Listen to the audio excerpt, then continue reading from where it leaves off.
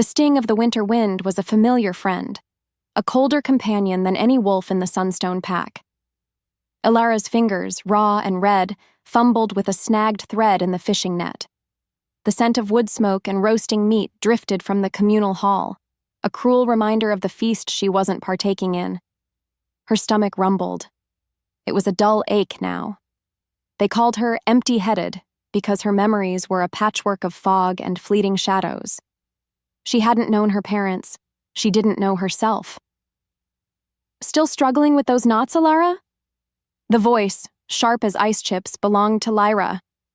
Lyra was a she-wolf with a laugh that bit, and eyes always too curious about Elara's emptiness.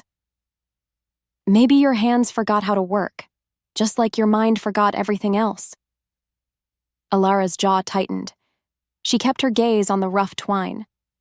No matter how hard she tried, the words always found their mark. Lyra's sneer made her skin prickle. "Some of us actually contribute to the pack, Elara, not just exist." A cold weight settled in Elara's chest. Her misbelief, that her amnesia made her worthless, pressed down harder. What was the point of remembering when her present was just this? She wished a strong wind would just sweep her away. Anything but this daily, quiet suffocation. Yet, deep down, she knew the truth. She kept enduring. She always had. Survival was her only real talent, a dark kind of strength. Suddenly, a shadow fell over her. Elder Maeve, her face usually a tapestry of gentle wrinkles, was grim. Maeve never looked grim unless something truly bad was happening. Elara's heart skipped. A beat later, Maeve's voice, usually soft as spun wool, was flat and hard. "Elara, come. The Alpha wishes to speak with you." Her tone carried an unusual finality, a chilling certainty that went beyond a simple summons. Something was very wrong. The Alpha's den smelled of stale ambition and too much ale. Alpha Theron sat on his raised stone seat, his eyes like chips of flint.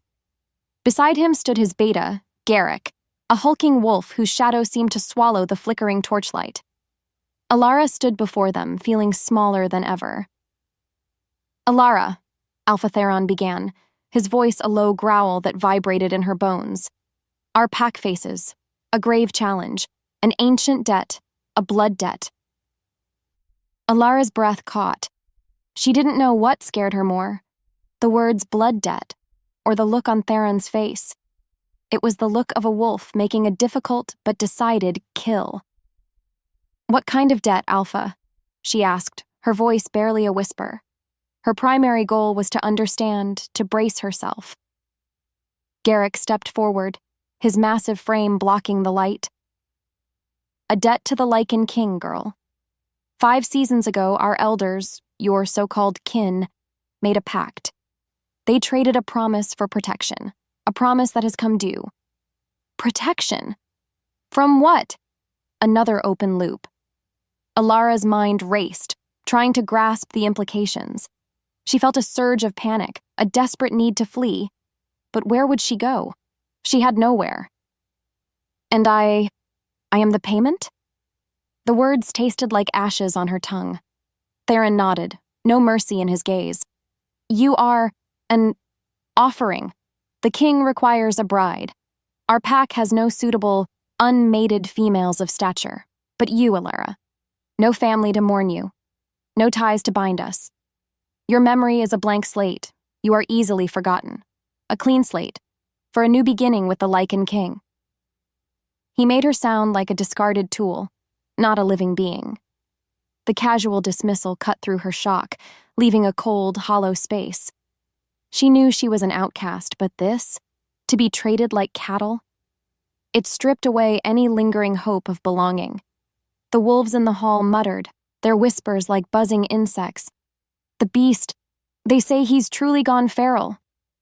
"His castle is a tomb." Elara felt a chill deeper than the winter air outside. She was not just traded. She was sentenced. Come morning, the air bit with a vengeance. 2 grim-faced warriors, their faces shrouded by hoods, stood waiting for her outside the Alpha's den. They were not from her pack, not really. They were loyal to Theron, nothing more. A worn satchel, containing little more than a coarse cloak and a half-loaf of bread, was thrust into her hands. This was it. There was no going back. The journey began in silence. The path soon turned from the familiar, snow-dusted forest to open, desolate plains. The wind whipped her hair, lashing her face with tiny shards of ice. Every step crunched in the fresh snow, a stark, lonely sound. She tried to cling to any memory of her old life, of her pack. But her mind remained stubbornly blank. It was a dark, empty pit. She clutched the satchel to her chest, her only comfort. Maybe her parents, whoever they were, had known love. Maybe they had held her just as tightly. A flicker of warmth, then gone. Hours bled into days.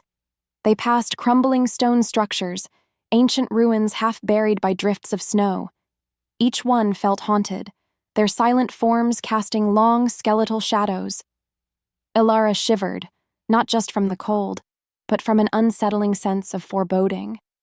These places, these forgotten stones. They felt familiar, in a way she couldn't grasp, like a half-forgotten dream. Why did her chest ache when she saw them? Because of that, a tiny seed of fear, darker than the shadows, began to sprout within her. This place, it felt like it knew her. This was more than just a punishment. This was something deeper, something she couldn't name. It was a terrifying truth she kept locked away. Then, just as the sky darkened to a bruised purple, it appeared. Far on the horizon, massive and terrifying, stood the Lycan King's castle. Its spires, jagged and black, clawed at the clouds. It looked less like a home and more like a mausoleum carved from ice and shadow. Her blood ran cold. This wasn't just a place of dread. It was a place of broken things.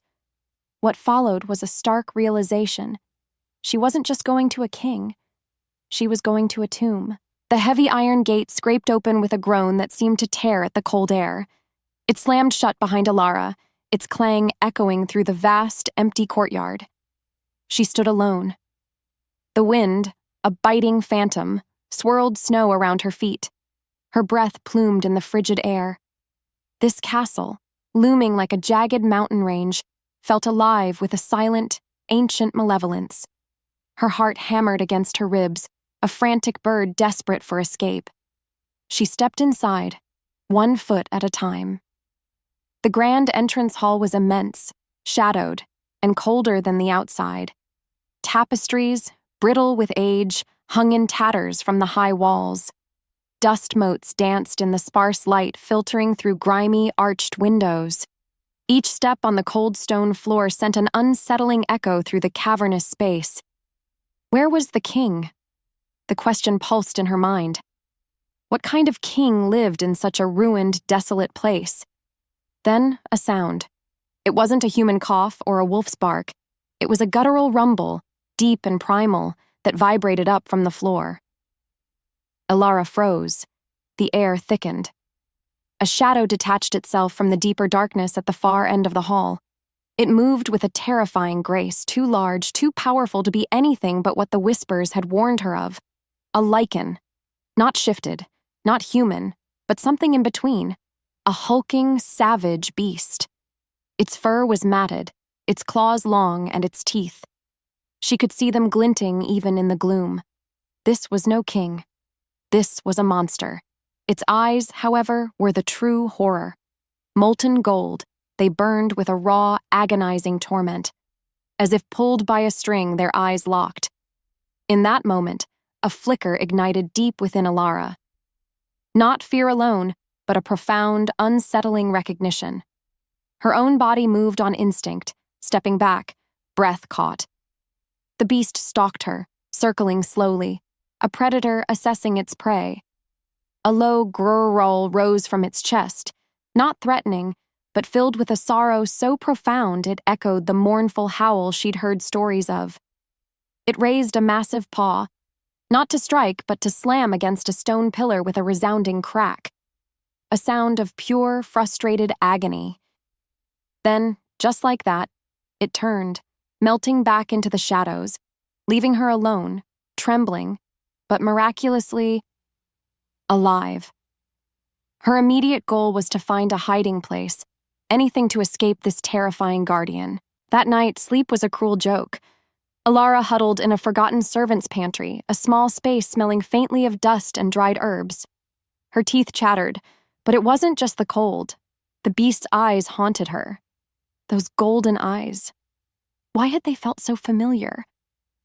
It was a maddening question that circled in her mind endlessly. Maybe it was fate that her memories were gone.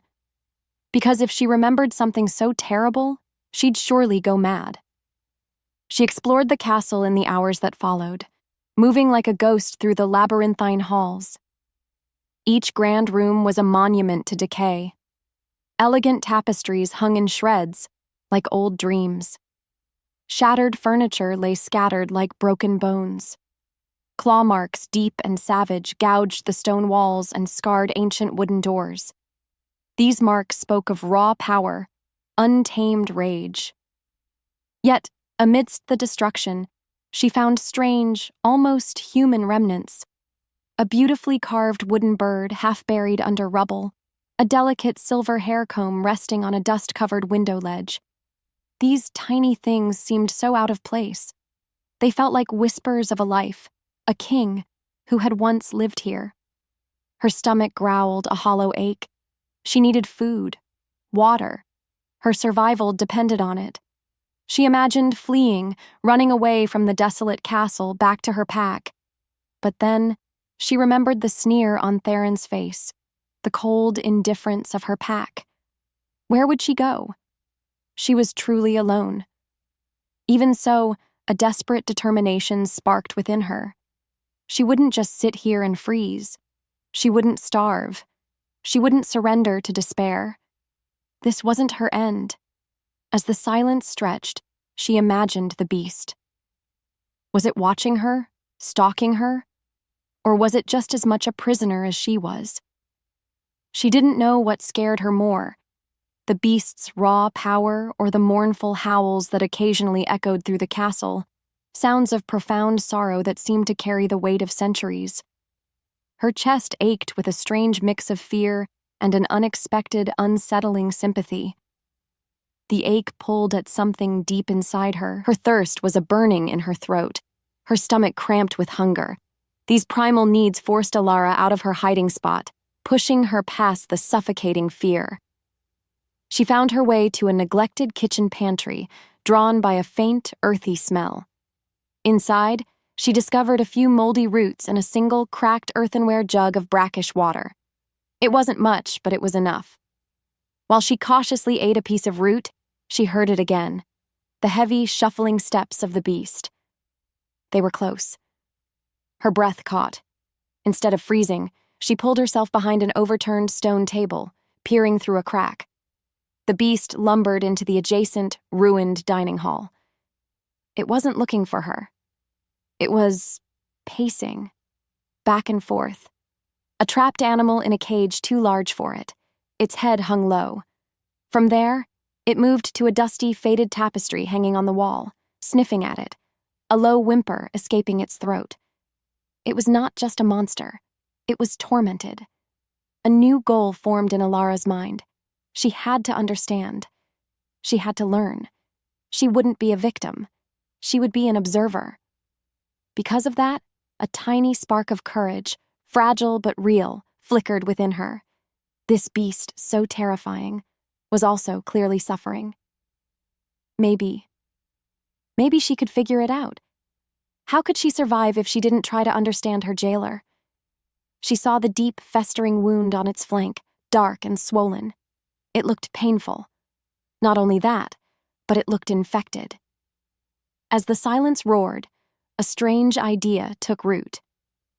What if she could help it? It was a crazy thought, but it refused to leave her mind. It wasn't about trust. It was about survival. If she could alleviate its pain, perhaps it would be less dangerous. Perhaps she could show it she wasn't a threat. Before she could move, the beast shifted, letting out a frustrated groan. It collapsed onto the floor, a massive heap of fur and misery. In the stillness that followed, Elara took a piece of the dried meat from her satchel. With every heartbeat, she crept to the edge of her hiding spot. She placed the meat and a small cracked bowl of water a few feet from the sleeping beast. She didn't know if it would be accepted. She didn't know if it would attack her for the gesture. She didn't know what would happen next. The scent of stale air and ancient stone had become Elara's constant companion. Every morning, before the weak light of the sun touched the frosty windows, she began her ritual. Her heart still pounded with a frantic rhythm, but it was a familiar beat now. She would gather what meager food she could find, dry roots, perhaps a sliver of preserved meat, and leave it in the desolate dining hall where she'd first encountered him. She chose a spot near the grand broken fireplace, a place that felt somehow less threatening. She always spoke softly, as if not to startle a skittish deer. "Just some food for you," she'd murmur, her voice a fragile ribbon in the vast silence. "I hope you find it." Her words were offerings, just like the food. She hoped they conveyed peace, not fear. After that, she would retreat quickly, hiding behind a crumbling archway, her breath held tight in her chest. She listened. No matter how hard she tried, she rarely saw the beast. But the food would be gone when she returned, always gone. This routine became her anchor in the terrifying, frozen castle. It wasn't just about survival. It was about building a bridge, however small, to the wild, tormented thing that owned this place. She learned his patterns. He seemed to prefer the shadowy western wing during the day, where the light barely touched the stone. At night, his restless pacing echoed through the eastern corridors, a mournful symphony of a trapped spirit. What followed was a strange sense of companionship, even without seeing him. She was feeding a ghost, a legend, but a living one. One evening, as the sky outside bled from bruised purple to inky black, Elara left a small portion of a wild hare she'd managed to trap near the beast's favored alcove. She watched, hidden, for what felt like hours. Then, a low rumble. The beast, Alaric, emerged from the deepest shadows. His fur, thick and dark, seemed to absorb the meager light. He moved with a lumbering grace. He sniffed the air. He didn't look at the food first. Instead, his golden eyes, still burning with that primal anguish, swept over the alcove where she usually hid. He paused.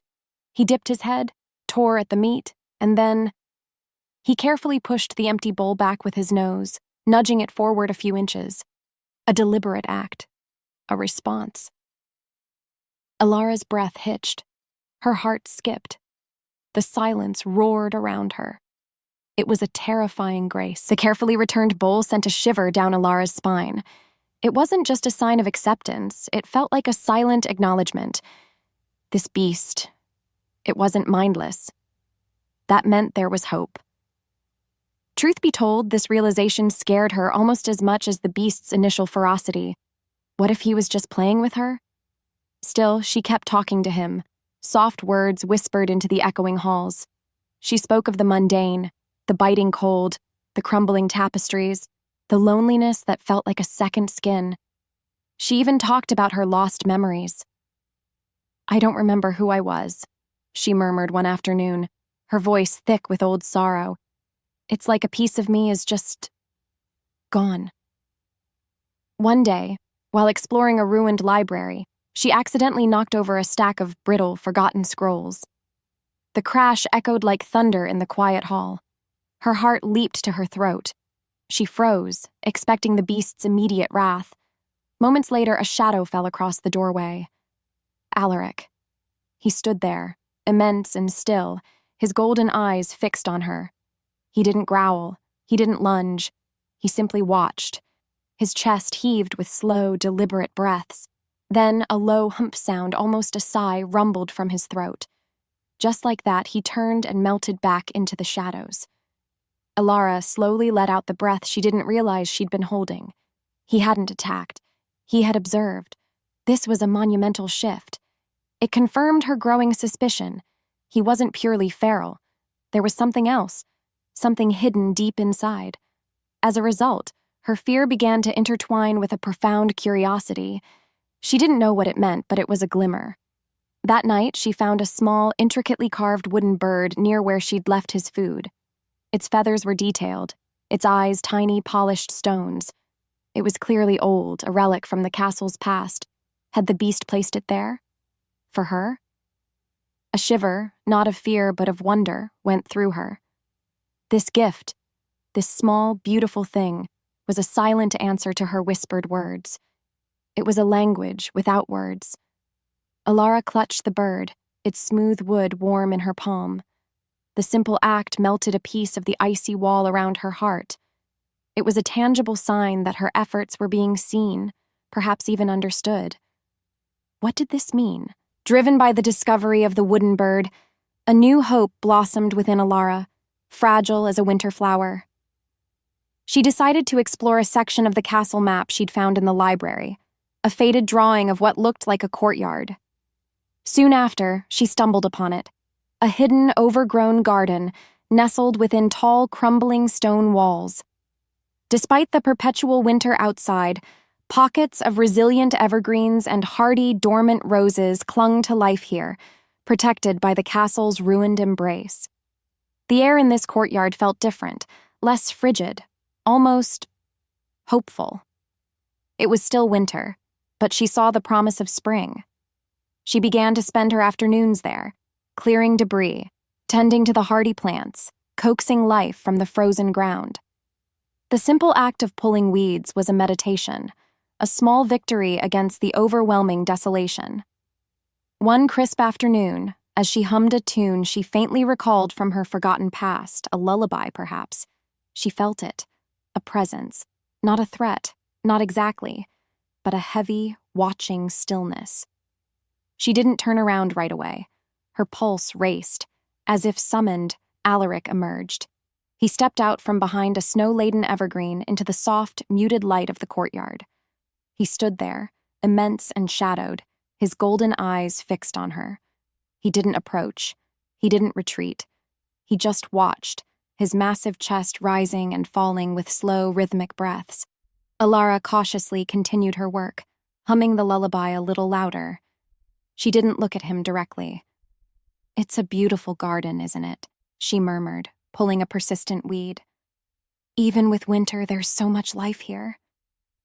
The beast let out a low, rumbling sound. It wasn't a growl. It was a deep sigh, a contentment. He slowly lowered himself to the ground, settling his massive form near the edge of the courtyard, still watching her. His head rested on his paws. This was it, their first truly shared space. Elara felt a profound sense of wonder, a strange, almost maternal protectiveness towards this tormented creature.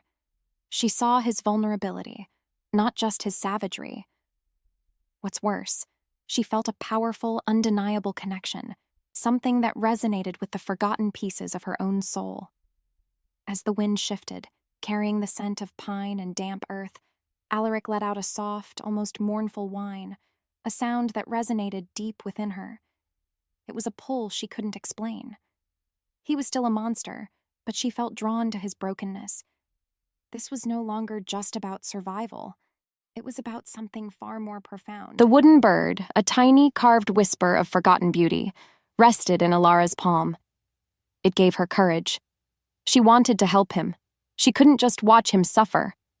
So she began searching the castle library, pulling dusty, leather-bound books from shelves, looking for anything about herbs, about healing, about curses. She found old drawings of wolves, powerful and proud, and stories of Lycans, some tragic, some triumphant.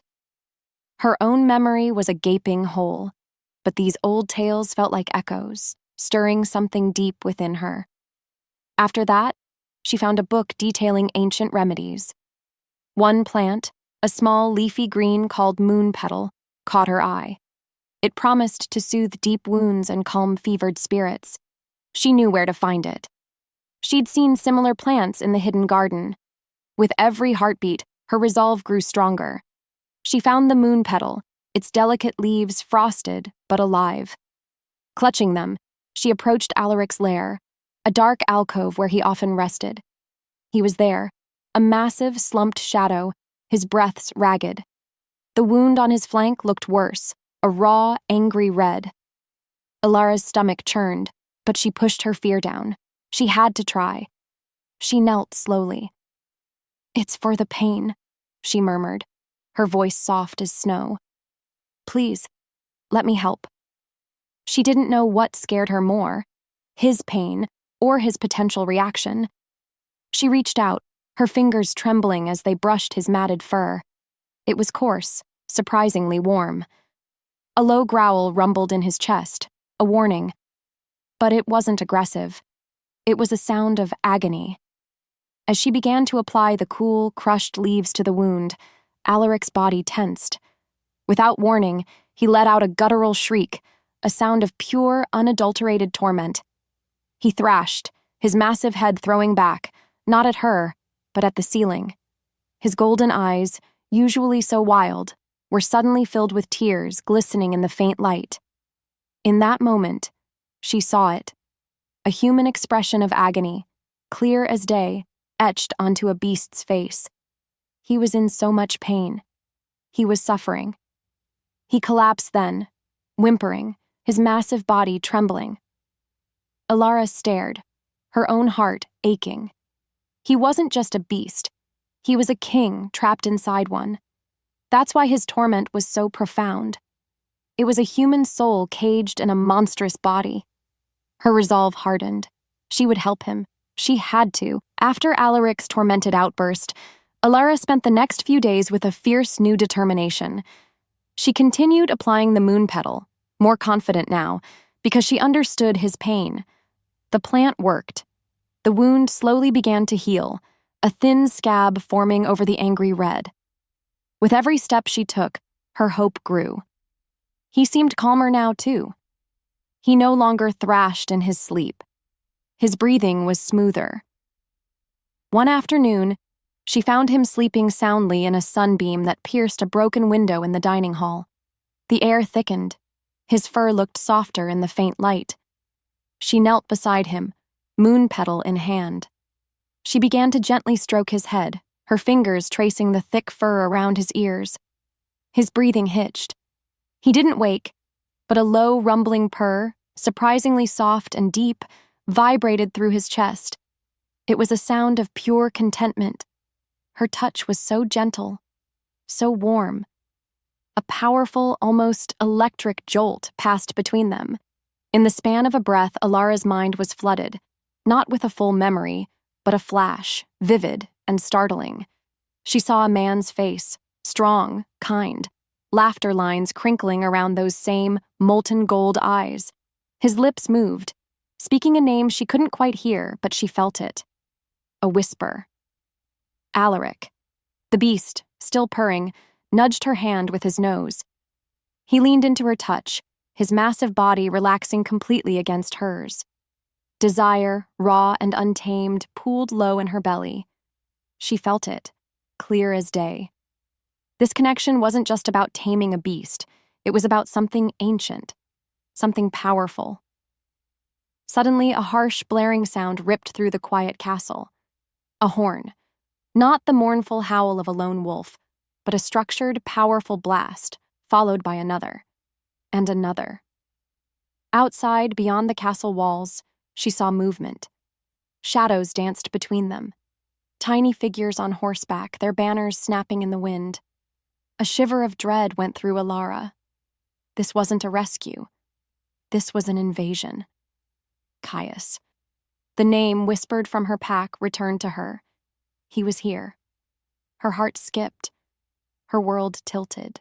Elara scrambled to a high, narrow, arrow-slit window. Her breath caught in her throat. The banners were clear now. A snarling wolf's head, but subtly different from her pack's mark.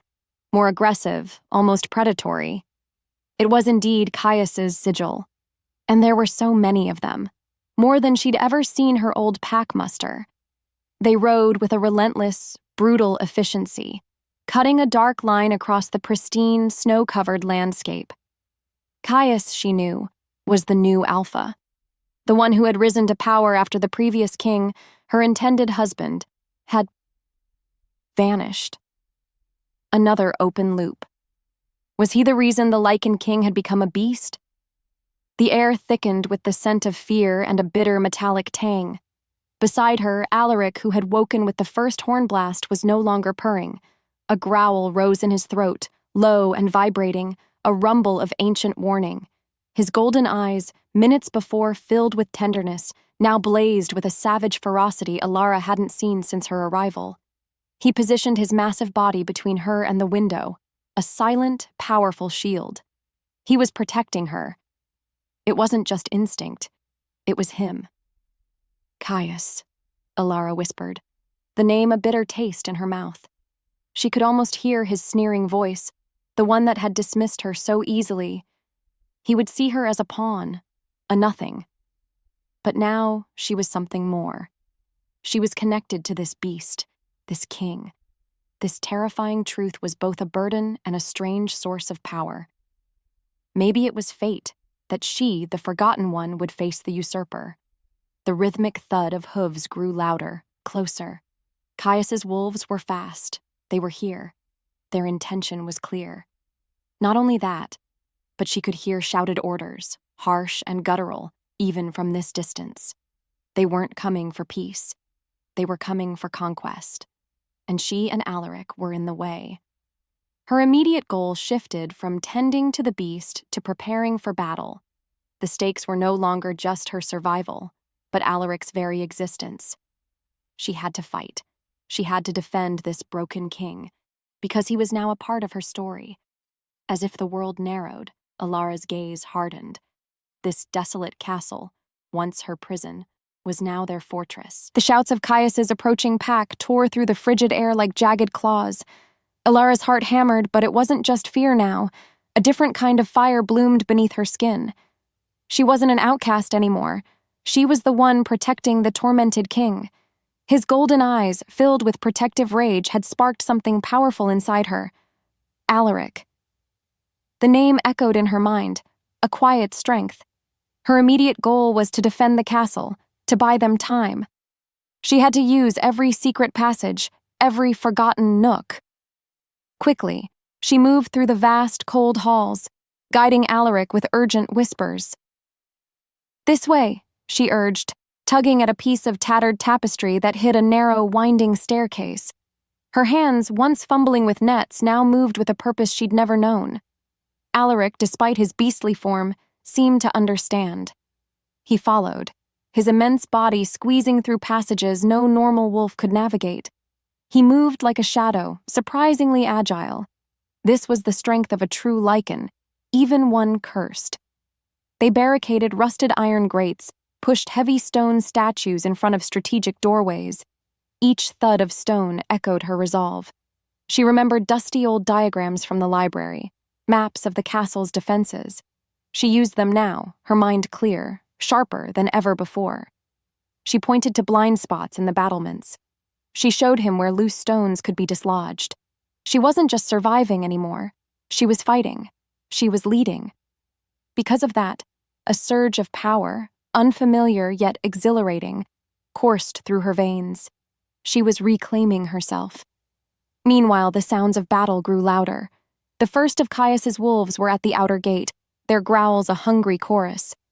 Elara risked a glance from a high window. She saw Caius himself, mounted on a massive black wolf, surveying the castle with a cruel, calculating gaze. He was a picture of cold ambition. "He wants you," she whispered to Alaric, placing a hand on his massive shoulder. His fur, thick and warm beneath her palm, felt like an anchor. He let out a low, vibrating growl, a promise of violence for anyone who dared harm her. Elara felt it, clear as day. They were in this together. And just like that, everything changed. The first wave of Caius's soldiers breached the courtyard, a snarl of dark fur and flashing claws. The air thickened with the scent of fear and fresh blood. Elara and Alaric were in the main hall, having retreated from the courtyard. Elara moved on instinct, dodging a lunging guard. She was quick, nimble, her movements fueled by a desperate need to protect Alaric. But then, a soldier, faster than the others, broke through Alaric's defense. He lunged for Elara, his knife glinting. Time stood still. Elara cried out. Before she could move, Alaric reacted. He moved like a blur, a furious, dark storm. He slammed into the soldier, a thunderous roar tearing from his throat. The guard flew backward, hitting the stone wall with a sickening crack. Alaric stood over Elara, his massive body trembling with controlled rage, shielding her completely. His golden eyes blazed, not with wild madness, but with a primal, possessive fire. Mine. The unspoken word hung in the air between them. The tension broke. The sheer, raw power radiating from him, focused entirely on her protection, overwhelmed her. Her heart pounded so loudly she thought it might burst. With his scent in the air, a wild mix of ancient forest, primal power, and something uniquely him, she reached out. Her hand found the coarse fur of his muzzle. She cupped his enormous head. He leaned into her touch, a soft purr rumbling deep in his chest. It was a sound of absolute trust, of desire. The space between them burned. Her breath caught. This wasn't just gratitude. This was a connection that transcended words, a raw, untamed passion that ignited a fire deep in her belly. He wasn't just a beast she was taming. He was a creature of profound feeling, capable of fierce protection and tender surrender. And she was drawn to every broken, beautiful part of him. Their lips met.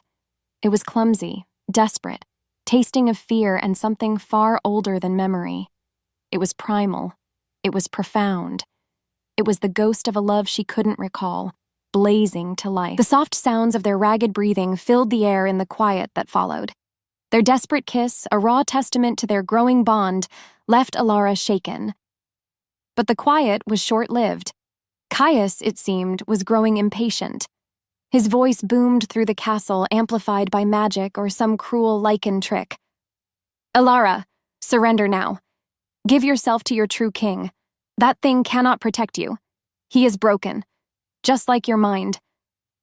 His words were meant to sting. They did. They played on her deepest fear, her amnesia, her perceived uselessness. But instead of breaking her, they ignited a fierce defiance. She wasn't broken. She had found a connection. And Alaric, he was far from useless. As the sky darkened, Caius's forces began a new, more aggressive push. They targeted the section of the castle where Elara and Alaric were hiding. They knew she was here. Caius's voice, closer now, hissed, "Come out, little Luna. Don't you remember your title? Or did that beast finally eat your last useful thought?" Luna. The word hit Elara like a physical blow. Her thoughts spun. It was another whisper from her forgotten past, stronger than Alaric had been. Why did he call her that? What did it mean? She felt a dizzying surge of conflicting emotions, confusion, fear, but also a deep, almost instinctual recognition. As though fate whispered, her wolf pressed forward. What was her title? What had she forgotten? Because of that, a new, desperate urgency filled her. Alaric snarled, his eyes fixed on the encroaching shadows. He understood. He knew they were coming for her. Her instincts surged. She had to evade them, find another way. She tugged Alaric's massive paw, leading him deeper into the labyrinthine depths of the castle, towards the oldest, most forgotten chambers. Each echoing step on the cold stone floor felt like a journey back in time. The air grew heavier, thick with dust and ancient secrets. She felt a pull, a strange sense of familiarity with these hidden passages. It was as if her bones remembered him, remembered this place. This was more than just escaping. This was a return. The ancient chambers, once a fleeting comfort, twisted into a cruel maze. Elara and Alaric moved deeper, the air growing thick with dust and the scent of decay. But Caius, it seemed, knew these hidden ways even better. He was like a poison seeping through the castle's very stone. A low, mocking laugh echoed through the darkness ahead. "Playing hide-and-seek, little Luna? Don't you remember our games, brother?" The word brother hung in the air, a chilling revelation. An open loop, a new piece of the terrifying puzzle. Suddenly, lights flared. Torches, held by Caius's wolves, materialized from hidden alcoves, blinding them. It was a trap. Caius himself emerged, stepping from a shadowed archway. His eyes, cold as a winter night, fixed on Elara. His smile was sharp, like a wolf's fangs. "Got you," Alaric roared. A sound of pure, unadulterated fury that vibrated through the ancient stones. He lunged, a massive, dark blur. But Caius was ready. He moved with a speed that shocked Elara, not a Lycan's brute force, but something almost supernatural. He raised a hand, and a sickly green light flared from his palm, striking Alaric. The beast staggered, a pained whimper tearing from his throat. The raw magic ripped through him. Alaric convulsed, his powerful limbs buckling. He hit the stone floor with a sickening thud, his body still, except for shallow, ragged breaths. His golden eyes, usually so bright with fierce life, were dimming, a flicker of awareness fading like a dying ember. Elara screamed. No matter how hard she tried, she couldn't reach him. Caius's wolves, a dozen or more, swarmed her, their hands grasping, pulling. She fought, her instincts surging, clawing and biting like a cornered animal. But she was only one against many. They dragged her away, pulling her further from Alaric, towards Caius. Her heart pounded so loudly she thought it might explode. This was it, her greatest fear, losing him, seeing him helpless.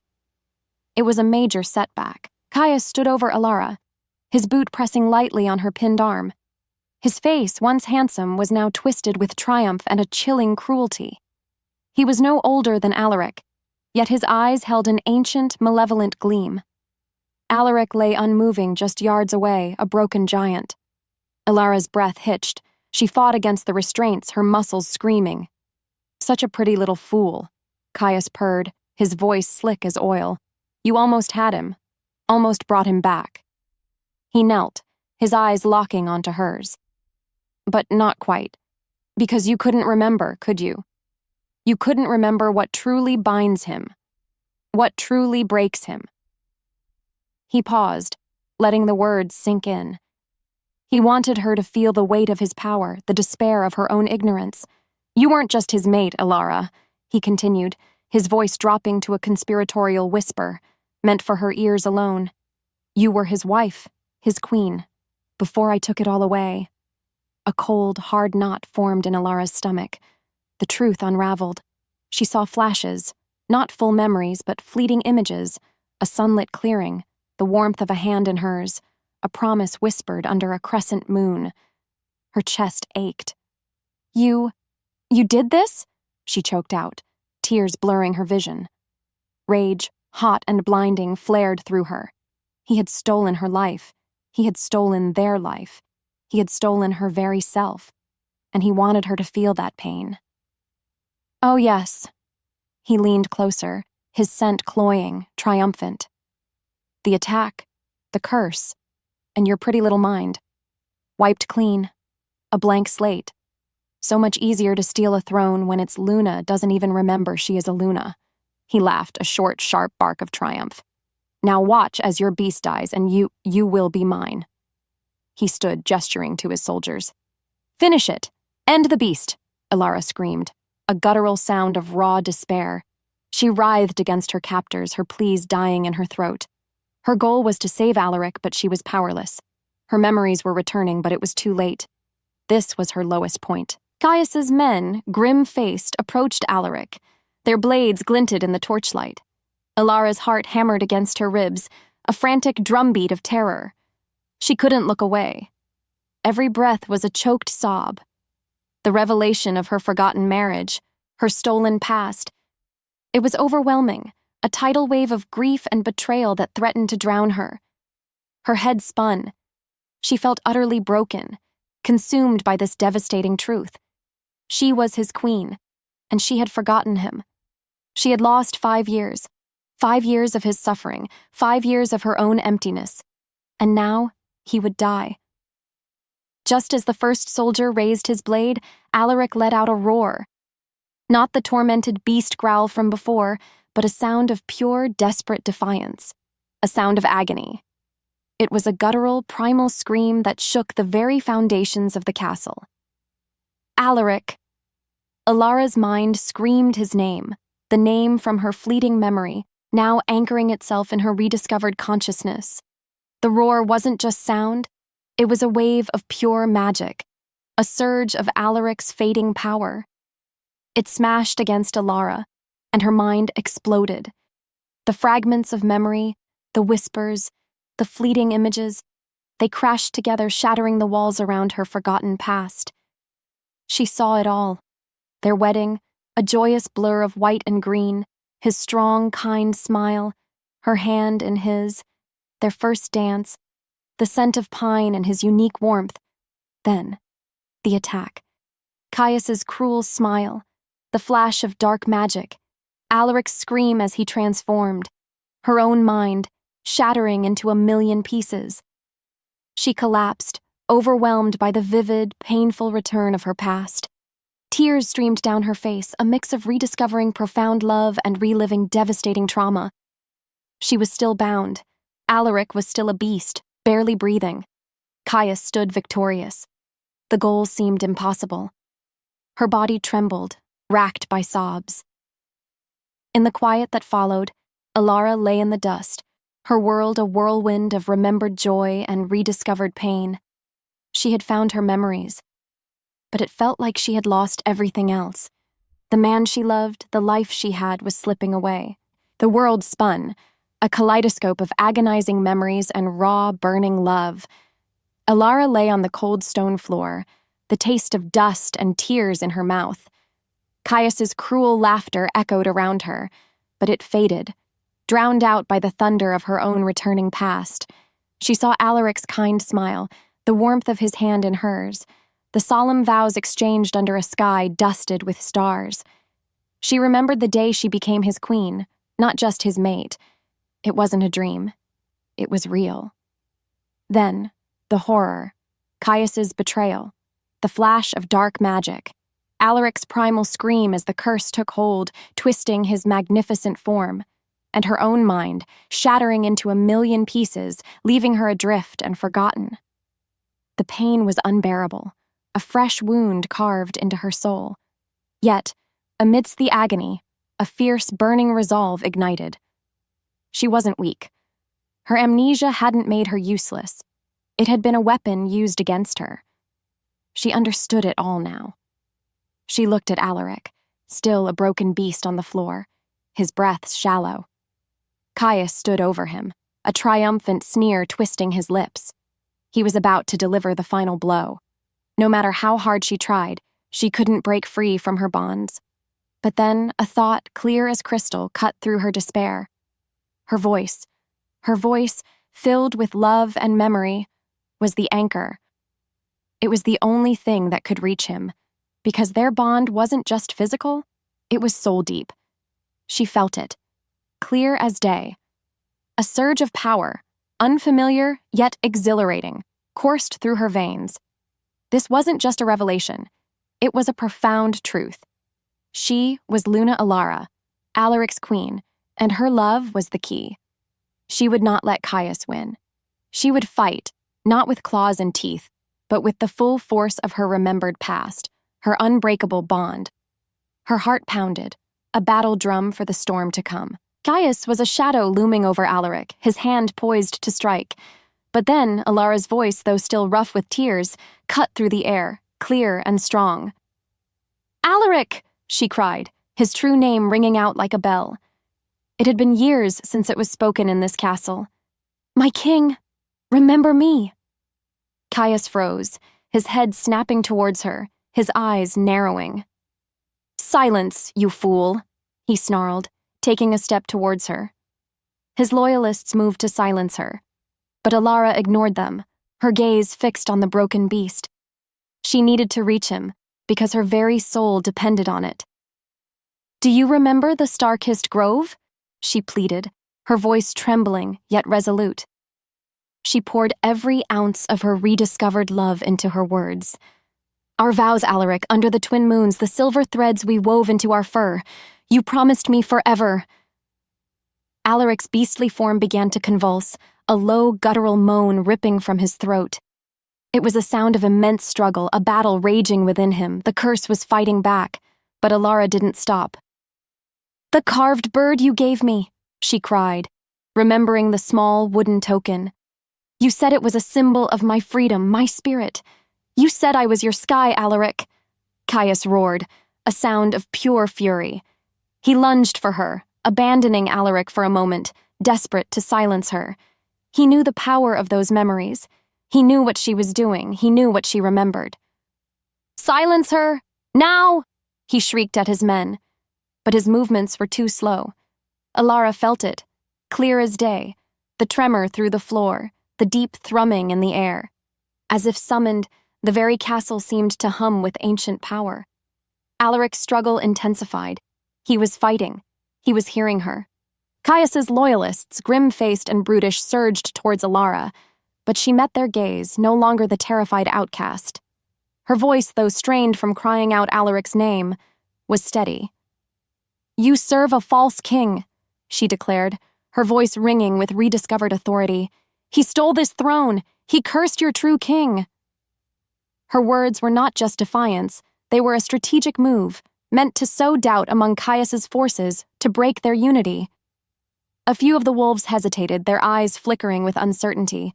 Caius, enraged, diverted his attention fully to her.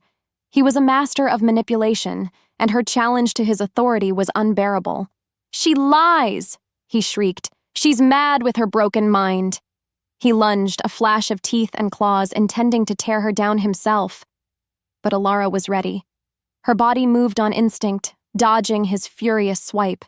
She was nimble, surprisingly agile, using the ancient hall's pillars and crumbling walls to her advantage.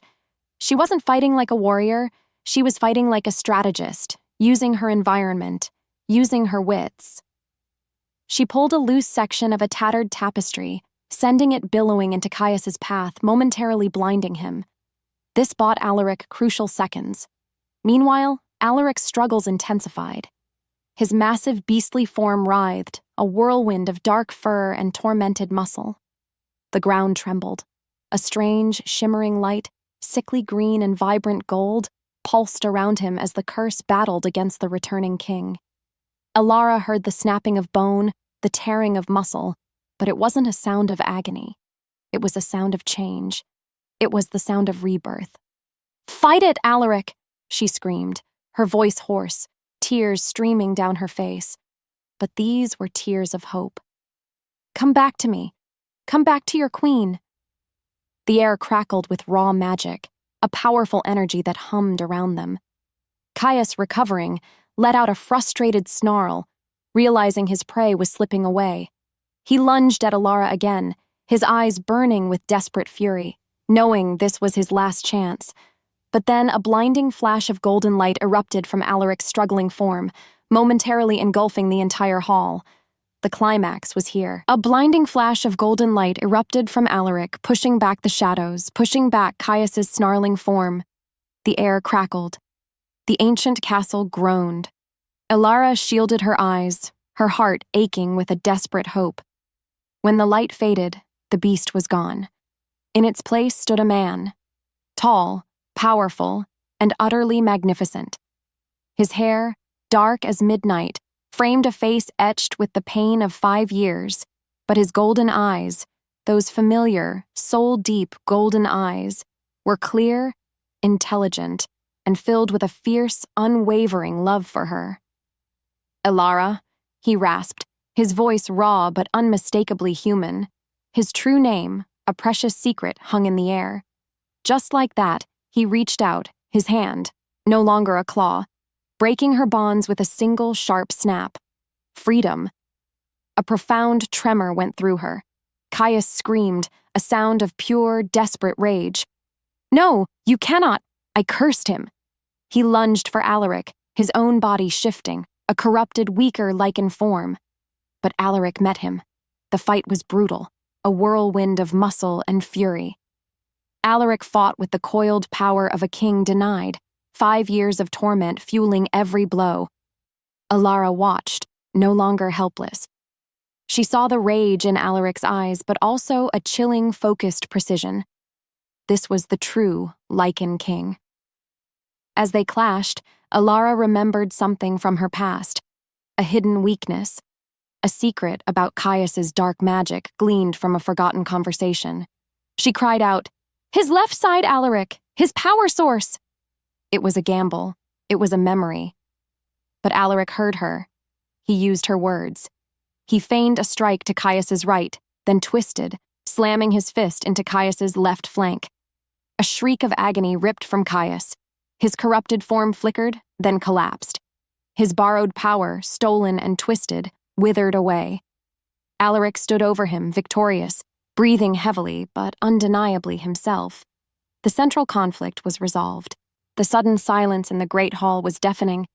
It felt heavy, thick with the scent of ozone and the aftermath of battle. Caius lay unmoving, reduced to a whimpering, unconscious human, his magical power drained. Alaric, now fully human, turned to Elara. His golden eyes, filled with a raw, overwhelming emotion, drank her in. He was here. He was him.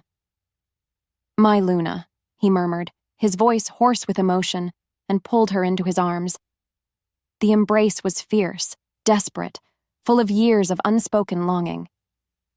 Elara buried her face in his shoulder, inhaling his scent, pine, snow, and a deep, comforting warmth that was uniquely Alaric. Tears, hot and uncontrollable, streamed down her face, a mix of relief, exhaustion, and overwhelming joy. This was the man from her memories. This was her husband. This was her king. Soon after, a few figures emerged from the shadows. Old, wizened wolves, trembling but with hope in their eyes. Alaric's loyalists who had hidden in the castle for years, awaiting his return.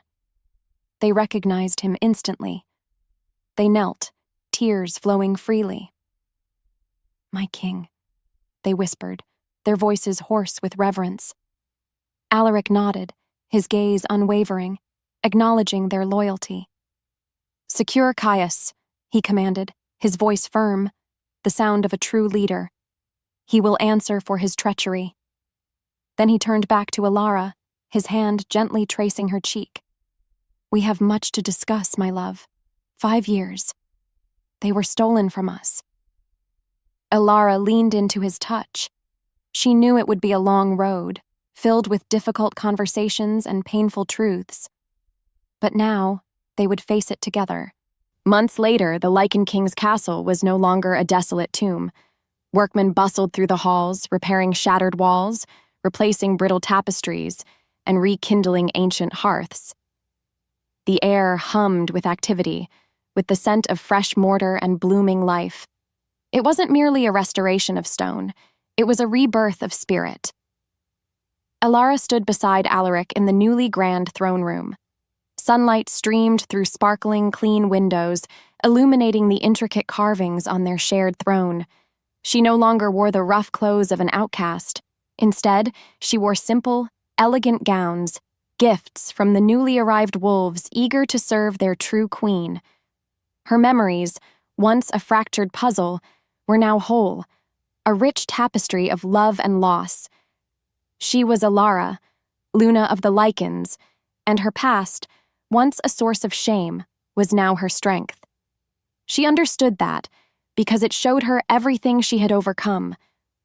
"The northern territories are secure, my queen," an elder wolf reported, bowing respectfully. Elara smiled, nodding.